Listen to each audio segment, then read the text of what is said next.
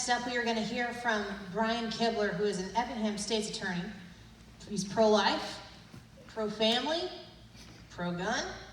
Born and raised in Effingham, he and his wife Jennifer, I'm told, have 2 twin daughters, Sydney and Madeline. Do you have any more since the last information I was given? Never double down a bet. You want the boys, but you don't want to double down necessarily. Thank you, Brian Kibler.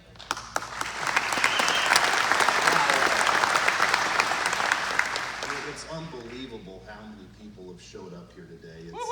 It's just fantastic, and it's an honor to be here to talk in front of a group of people that love liberty.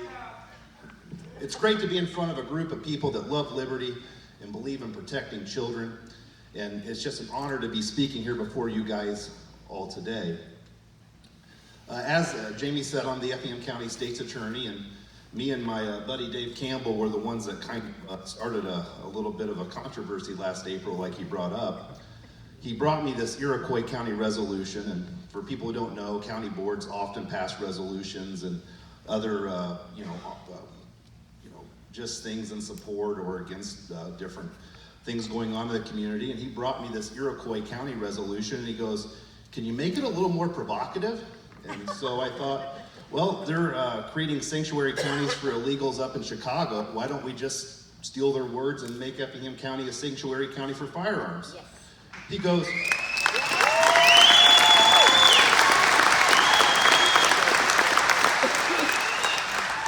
goes, "Can we do that?"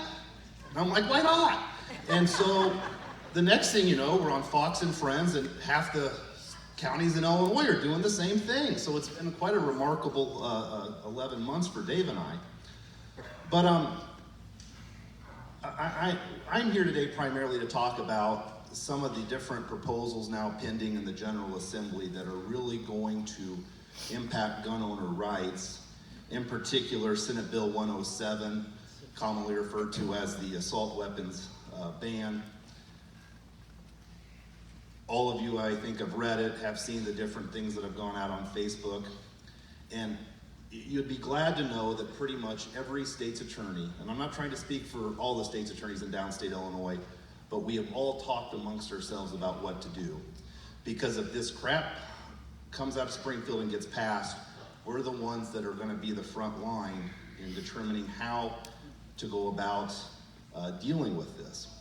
And we've had several conversations on it, and clearly to a man and a woman and women, all of us in downstate Illinois clearly believe that bills like Senate Bill 107 are clearly unconstitutional. And without a question, and as the colonel could tell you, who was just up here, that in the military, if you're given an illegal order, it's your obligation to not follow it or impose it. And we kind of feel the same way, that this is an illegal order, an illegal law.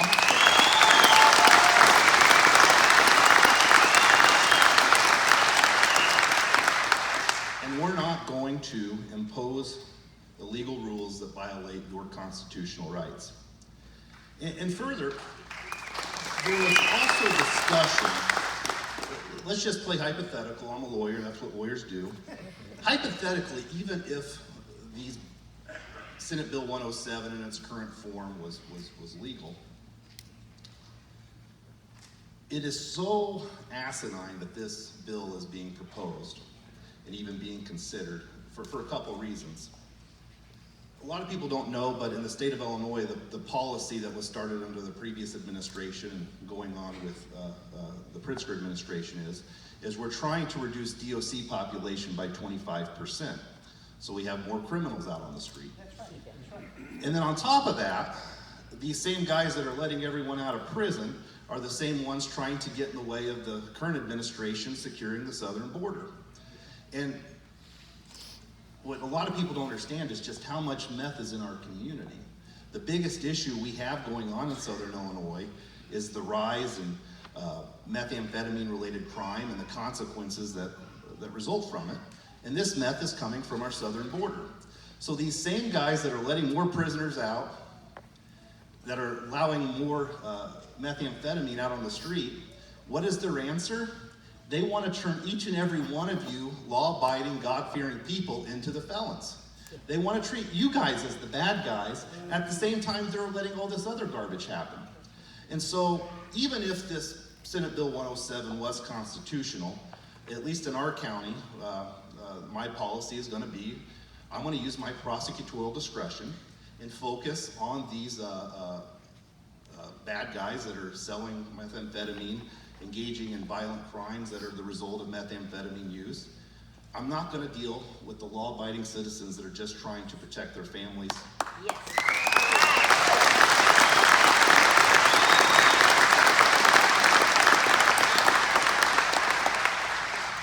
We have real problems in Southern Illinois, but gun violence isn't one of them. So we're not going to waste our time going after a make-believe problem created by a liberal Chicago politician. Yes.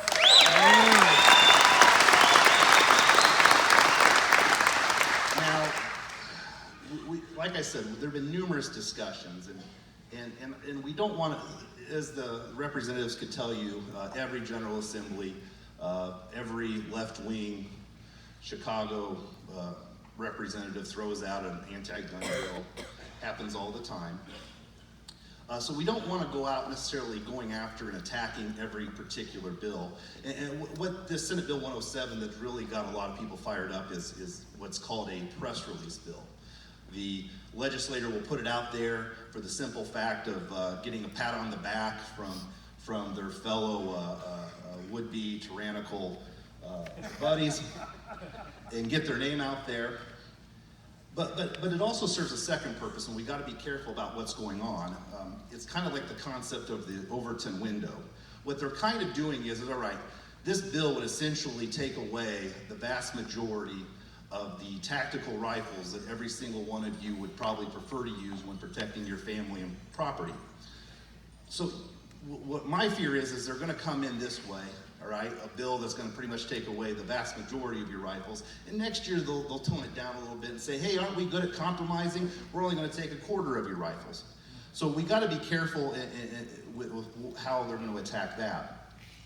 Other issues that are going on that we've kind of discussed is, and this is another issue, and we've used Republican versus Democrat, but I do want to make a point that the guy who's kind of been the tip of the spear, the guy who fought this initial issue was a guy by the name of Brandon Zanotti, and I don't know if we have anyone from down around Marion here, but he's a good guy. He's a Democrat, and he's one of the last remaining of the old school Democrats that actually care about family values and traditional Southern Illinois culture.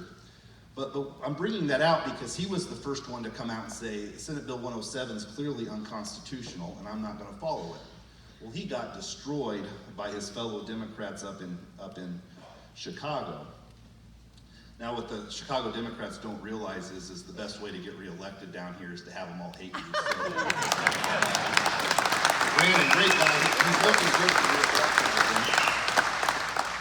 But he was the first one to kind of address it, and they attacked him. And so and I get caught up in this too. Sometimes, you know, being an elected Republican politician, I sometimes feel it's Republican versus Democrats. But on the issue of the Second Amendment, let's be honest, it's about those that support freedom and your God-given right to protect yourself versus, you know, those, you know, who would want to be tyrants and take away your rights. So it's at a higher level than a partisan issue. It is a right or wrong issue. And so I think we probably have a lot of Union Democrats here today, and we're going to need them in this fight. So I don't want to make this necessarily a Republican versus Democrat thing. It's a right versus wrong thing. It's not negotiable. Yeah.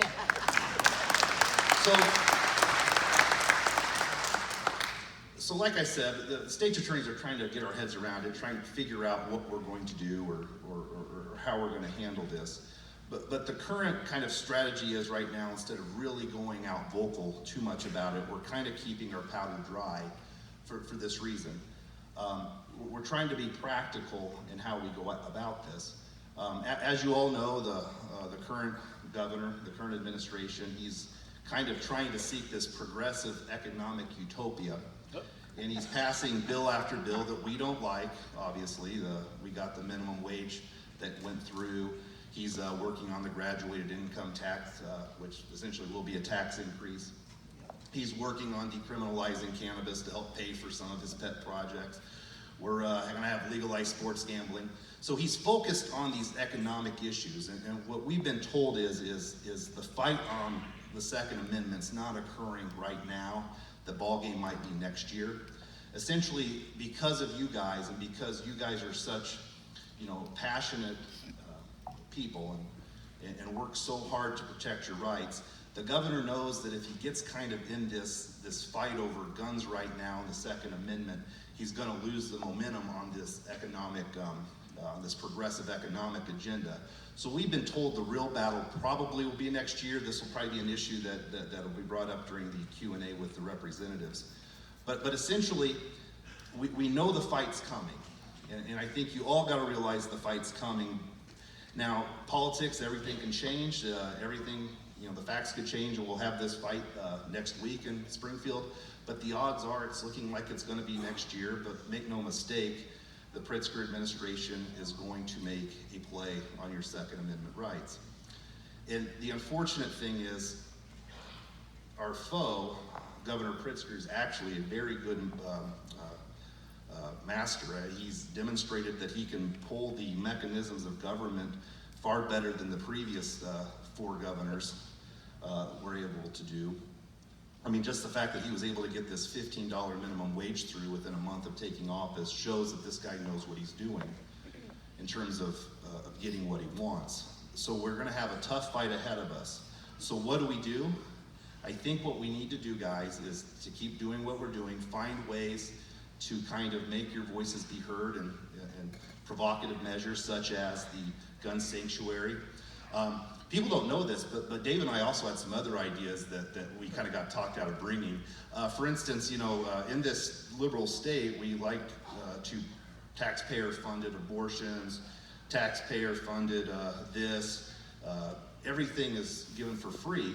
Well, Dave and I kind of come up with an idea that we couldn't quite put it together, but one way to get underneath the skin and get our point across would be kind of like a pauper firearm fund. People forget that back in the founding days of the Republic, every able-bodied man was required to have a firearm. So we were kind of get at the the goat, or get at the active liberal mind, was to kind of have taxpayer-funded firearms.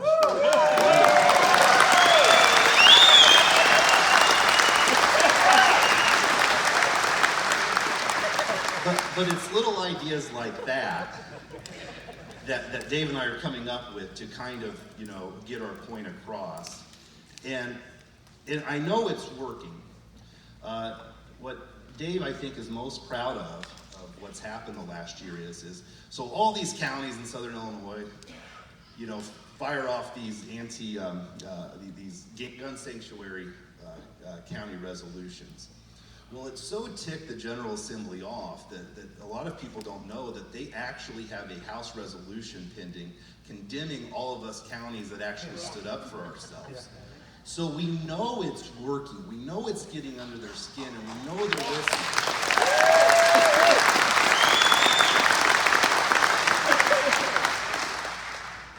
And so I guess our only answer and our only solution is to keep making our voices be heard. Like I said, I think they're going to really make the play next year once they get their economic things, this progressive economic agenda through. That seems to be where the governor's heading with this thing. So we've got, I think, about 10 months to figure out our game plan. Like the colonel said, get law enforcement, get the FOP chapters involved, really start making our voices be heard. Because quite frankly, this is it. I mean, when I first took office, 6 years ago, we had Governor Quinn. It just didn't feel like they were going to make a real play for your Second Amendment rights. But as we sit here today and just see how liberal Springfield has gotten, I think that the battle's actually starting. So we need to really do more things like this. And it's amazing what people like Jose have put together on this thing. It's great. And quite frankly, for me, it's kind of got a revival feel, and I kind of needed that. I know I've kind of felt down about the state of things, and it's just great being in a room full of all like-minded people that feel like me, and you guys have made me feel better. And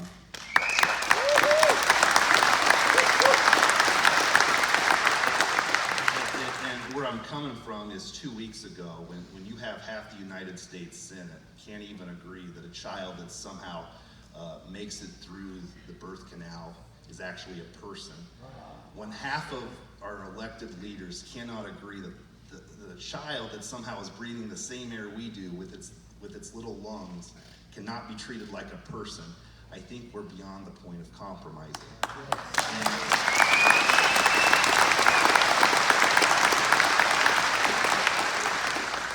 We have a fight on our hands, and it's going to be rough.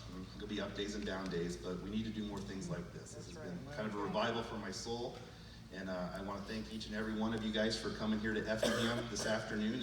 It's been fantastic. I don't know why they gave me, the lawyer, 15 minutes to talk on the itinerary, and I am coming up right on my 15 minutes. But again, I want to thank you all, and let's keep up the hard work. Thank you.